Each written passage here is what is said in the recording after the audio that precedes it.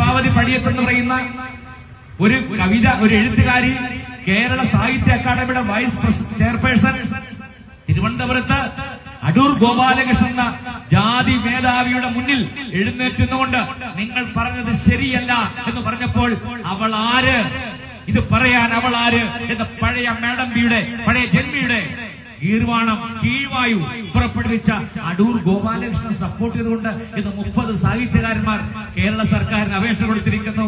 Paul Zacharia, നമ്മുടെ കോഴിക്കോടുകാരൻ, മുക്കത്തുകാരൻ ആരാണ്? നമ്മുടെ കാരശ്ശേരി മാഷ് എന്ന് പറഞ്ഞ് നമ്മൾ വിളിക്കുന്ന അയാളൊക്കെ എങ്ങനെ മാഷായെന്നാണ് ഞങ്ങൾ അത്ഭുതപ്പെടുന്നത്.